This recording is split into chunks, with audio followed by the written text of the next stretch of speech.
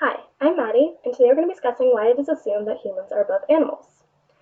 Um, so many people have gotten this impression from different philosophers whose ideas are rooted in the premise that animals lack something that humans have, such as reasoning or logic. The first source we're going to be looking at this through is Phaedo by Plato.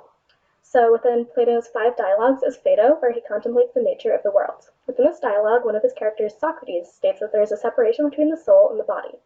The body is seen as material and limiting. It keeps us busy with its needs such as sleep and food.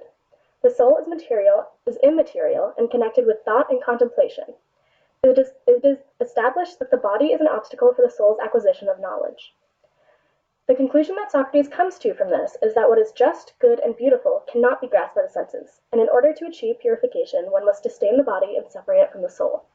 One quote from this that I thought exemplified it was, "Then he will do this most perfectly who approaches the object with thought alone, without associating any sight with his thought or dragging in any sense perception with his reasoning, but who, using pure thought alone, tries to track down each reality pure and by itself, freeing himself as far as possible from eyes and ears and, in a word, from the whole body, because the body confuses the soul and does not allow it to acquire truth and wisdom."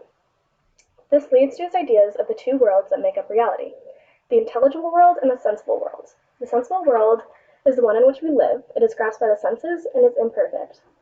The intelligible world is the world of forms, which is invisible and perfect and can only be grasped with the mind. Because the sensible world is physical and perceived by the senses, Socrates asserts that there is no perfection in nature.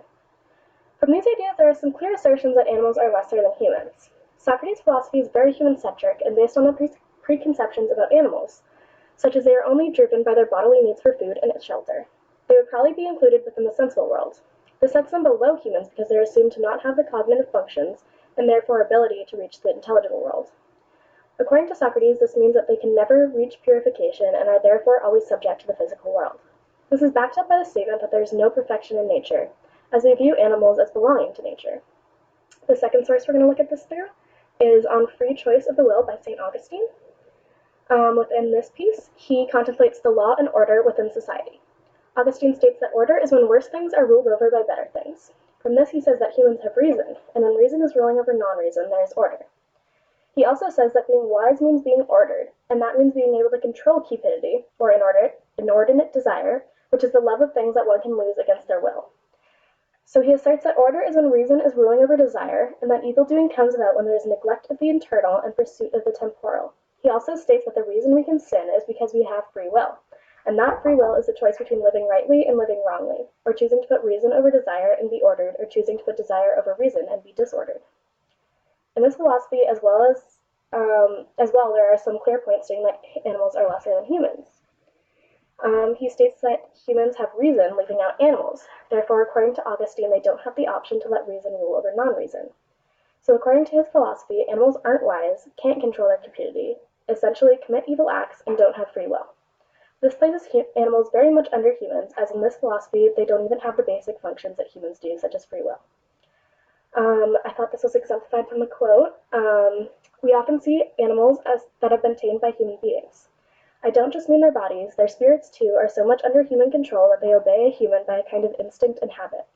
Do you think that there is any way that a wild animal, however strong or ferocious, however keen his senses, could in turn attempt to subdue a human being? So this brings us to our third source, which is Val Plumwood's Being Prey. In Being Prey, Val Plumwood flips the script on this idea. In this piece, she talks about her near-death encounter with a crocodile, but unlike the other pieces, she talks about how animals are not lesser than humans. She was kayaking in Kakadu alone, trying to find a rock formation, but it was rainy and she decided to turn back early without finding the formation. However, on her way back, she ran into a crocodile that began to attack her canoe. Seeing no other option as the crocodile was relentless and the canoe was going to capsize, she jumped out of the canoe and onto the bank. However, this didn't stop the crocodile, and it proceeded to bite onto her leg and pull her into multiple death rolls. She finally managed to get away, and after a little while, rescuers came to her aid. As her rescuers brought her to the hospital, she recalls them forming a plan to go up the river the next day to shoot a crocodile in retaliation for what it did to her. However, she spoke strongly against this plan. What Plumwood took away from this experience was a newfound respect for life, not just her own.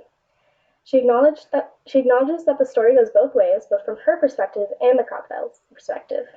She had intruded into the crocodile's home, and that crocodile was just acting by its instincts of finding food. It wasn't an act of evil. She also recounts the realization that she too is prey. To this crocodile, she is just a potential source of food. She waited a while to share the story in fear for the skew the media was going to put on the story. Humans are set on a different level from animals, and there's a denial of the fact that humans are actually animals too, and that we aren't outside of the food chain. It is unthinkable to the majority of people that humans could be food for other animals, and we try to take ourselves out of the food chain as much as possible, even burying people in strong coffins well below the fauna level. However, we still allow ourselves the liberty of eating meat from other animals without disgust. I thought this was exemplified from her quote. In Western thinking, in contrast, the human is set apart from nature as radically other. Religions like Christianity must then seek narrative continuity for the individual and the idea of an authentic self that belongs to an imperishable realm above the lower sphere of nature and animal life. The eternal soul is the real, enduring, and identifying part of the human self, while the body is animal and corrupting. In society, humans are valued over animals, and when animals become a threat over humans, we seek revenge, like the rescuers talking about going out and killing an alligator for the attack on Plumwood. We want justice, but we don't acknowledge that animals are guided by different morals than we are. This is incredibly unfair given that we assume animals have lesser cognitive functions as humans do, but we still hold them to the same moral code as we have. So what really separates humans from animals then? I don't think there really is much. We say that humans have morals and animals don't. However, many animal behavioral studies that prove otherwise. One study found that rhesus monkeys will forego food if they had to push a lever that would electrically shock their companions to get it. People also say that humans have reasoning and animals don't. However, there's a dog that can use speech buttons to communicate with her owner, which shows cognitive functions of reasoning to me. We say that humans have language and animals don't, but just because animals can't communicate with each other in our spoken language doesn't mean they can't communicate. For example, birds use different chirps and calls to communicate with each other, messages from protecting their territory to attracting a mate. We say that humans have social systems and animals don't, but there are animals that live in herds and groups that establish their own social structures. For example, I worked on a farm for a few years, and I noticed that the chickens had a social system determined by which chicken is the biggest and strongest, which is referred to as a pecking order. People also say that humans have technology and animals don't. However, some animals use and craft their own tools. For example, otters carry on a special rock with them for their whole lifetime that they use to crack open the shells of crabs and clams. People also say that humans have art and animals don't. However, there are elephants who can paint self-portraits. Another argument is that humans have religion and animals don't, but when encountering dead animals, elephants will often bury them with mud, earth, and leaves. Animals known to have been buried by elephants include rhinos, buffaloes, cows, calves, and even humans, in addition to elephants themselves. They've also been observed burying their dead with large quantities of food, fruit, flowers, and colorful foliage.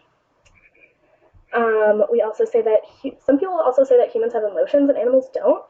However, it is clear to me as I've worked closely with animals for years, and probably other people who own or work with animals, that they do in fact feel things. One example of this is when dogs get really excited to see their owners after they've been apart for a long time. So, looking at all this, there really isn't much that separates us from animals, except our own notion that we are superior. So, the takeaway from this is that believing that animals are lesser than us with no substantial proof, just the need to maintain our own human-centric viewpoint, is not only unjust to these animals, but also a potentially dangerous philosophy. This view allows us to eat animals with no remorse, as we say it is just part of the food chain. However, the minute we took ourselves out of the food chain, it becomes unfair to maintain that we are just acting by the natural order. Not to mention that the meat industry strips animals of their individuality and right to life in order to view them as nothing more than a piece of meat and treat them inhumanely. It also allows people to treat animals badly, as they don't see them as understanding what is happening to or around them. This anthropocentric view of life allows people to treat animals however they want, because they are superior to them, and therefore get to decide for themselves how their animals should be treated. This allows for many animal abuse cases. It also brings up the question of, are we really reaching the whole truth in philosophies we are presented with? One thing I want you to take away from this is, if these philosophies discount animals, even though there's little that separates us from them, how credible can they really be? So that's my TED Talk about anthropocentrism. Thank you.